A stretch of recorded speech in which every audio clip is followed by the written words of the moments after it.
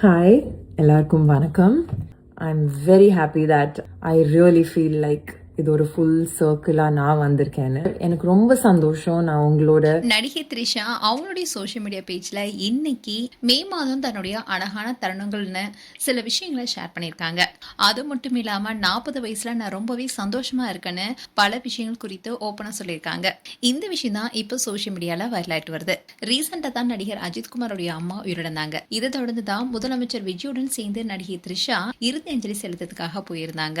அதுவும் விஜய் போன கார்லயே நடிகை த்ரிஷாவும் போயிருந்தாங்க. இப்படி இருக்க சொல்லதான் துக்க வீட்டுக்கு கூட விஜய் த்ரிஷாவுடன் போன விஷயம் தான் சோஷியல் மீடியால பேசும் பொருளாகவும் மாறுச்சு. அதுவும் மனைவி சங்கீதாவுடனான விவாகரத்து வழக்கு நிலுவையில இருக்கும்போது த்ரிஷாவை விஜய் காதலிச்சுட்டு வருவதாகவும் அதனாலதான் விவாகரத்து கூட பெறாத நிலையில த்ரிஷாவை எல்லா இடத்துக்குமே கூட்டிட்டு போறாரு.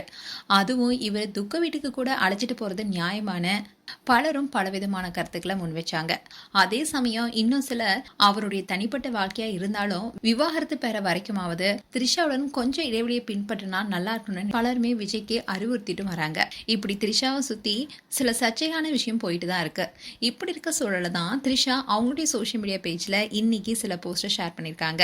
அதுல இந்த மே மாசத்துல நடந்த இன்னும் சில அழகான நினைவுகள், இதை நினைச்சாலே நான் ரொம்ப நாளைக்கு சந்தோஷமா சிரிச்சுக்கிட்டே இருப்பேன்னு சொல்லியிருக்காங்க. அதோட அவங்க யூஸ் பண்ணிருக்க எமோஜி என்னன்னா கண் எதுவும் படக்கூடாது என்ற அர்த்தத்துல யூஸ் பண்ணிருக்காங்க. அதோட மை பிரேயர் ஜோர்னின்னு சில அழகான போட்டோஸை ஷேர் பண்ணிருக்காங்க.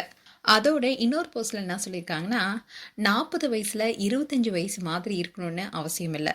20 வயசுல இருக்கிற பெண்களுக்கு 40 வயசும் சந்தோஷமா நம்பிக்கையா எதிர்பார்க்கக்கூடிய ஒரு நல்ல வயசுன்னு காட்டணும் என்பதுதான் கருத்துன்னு இந்த வயதை அவங்க கொண்டாடுற விதமா ஒரு போஸ்டர் போட்டிருக்காங்க. இதை பார்த்த பல ஃபேன்ஸ் பல கருத்துக்களை சொல்லிட்டு வராங்க.